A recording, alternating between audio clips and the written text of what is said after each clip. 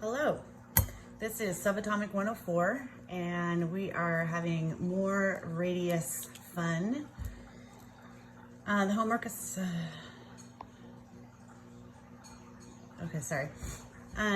the homework assignment is still the same, 9 through 27 odds, skipping 21 out of chapter 7. And what we're looking at here are some AP applications of atomic radius. So these are just things that are kind of little, well, they're applications of understanding of atomic radius. And so there's two things that we're going to talk about today, and that is ionic radius, and then something called Isoelectronic Series. Okay, so we'll get started here with number 1, and this is just a look at the radii of ions.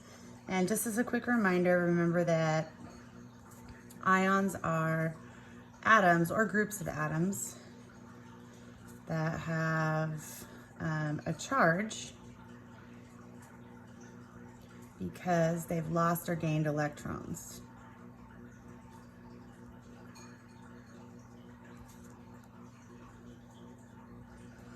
And oopsie, whoa.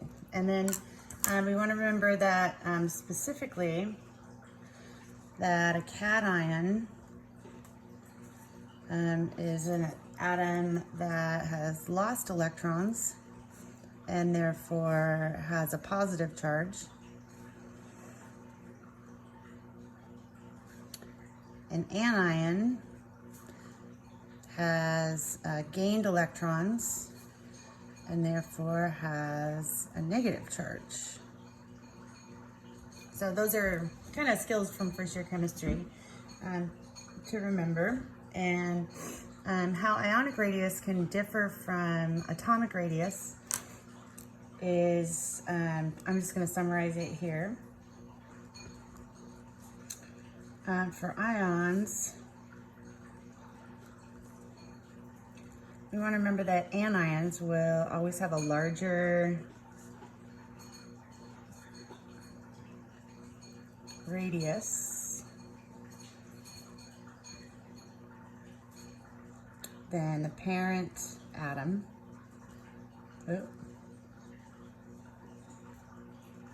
Okay, and just as a little side note, the parent atom is the element originally before it lost or gained electrons.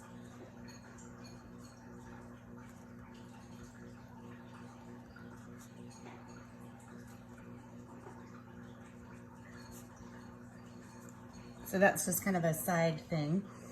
And so back to my original point, that anions will always have a larger radius than the parent atom. And that is just because they've gained electrons.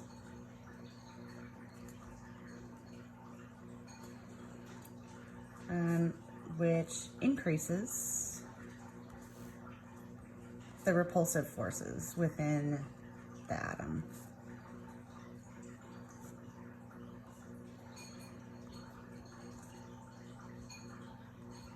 And that just causes the electrons to spread out.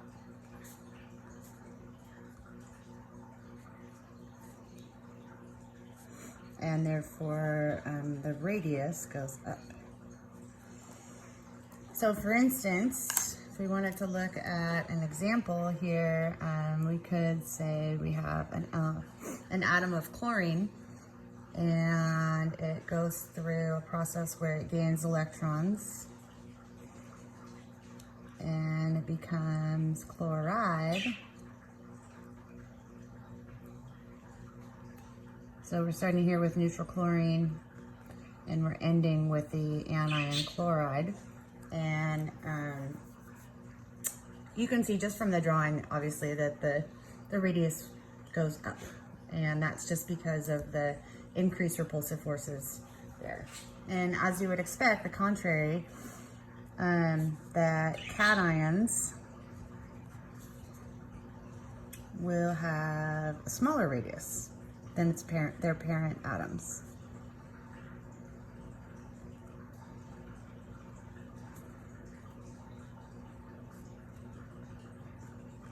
And so this is obviously for the same reason, only kind of opposite. They have experienced a loss of electrons. Therefore, repulsive forces go down within the atom. And then the radius would go down because the electrons aren't as spread out. Oops.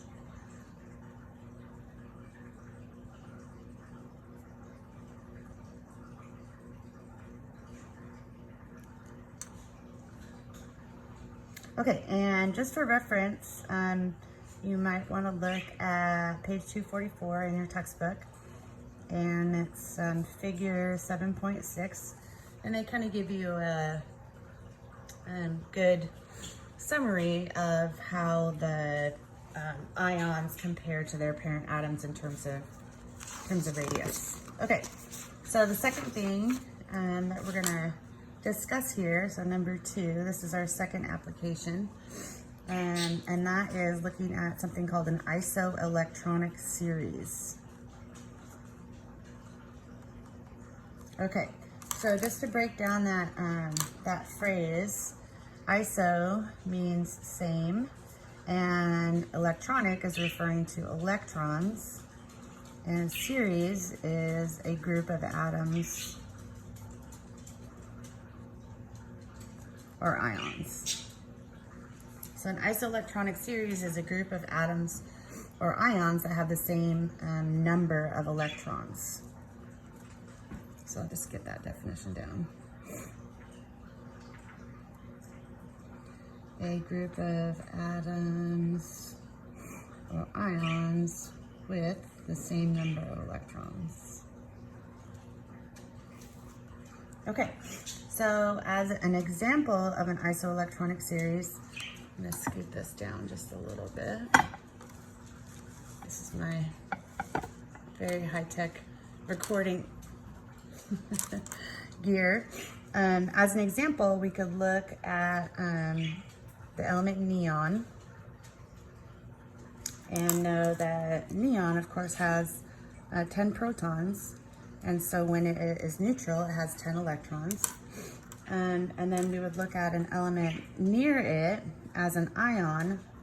Fluoride has 9 protons, and then since it has a -1 charge, it would also have 10 electrons. And then continuing along that path, we would have oxide, who has 8 protons and 10 electrons, so you can see the same number of electrons there. And we can scoot out even further to nitride, who would have 7 protons and 10 electrons. If we go around the corner down here to the next energy level or the next layer of electrons, we could have the sodium ion, who is Na+1, and that would have 11 protons and 10 electrons.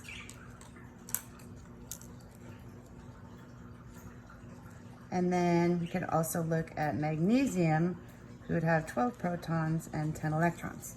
So you can see that this series of atoms and ions all have the same number of electrons, which is 10. Okay, so what you want to remember is that in an isoelectronic series,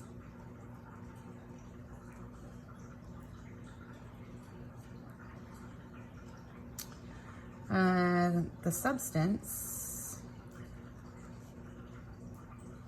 with the largest positive charge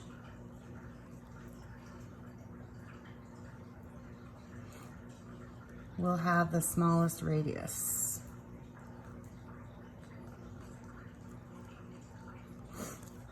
And the substance with the largest negative charge will have the largest radius. So that's on the contrary. And this is just because there's the least amount of repulsive forces.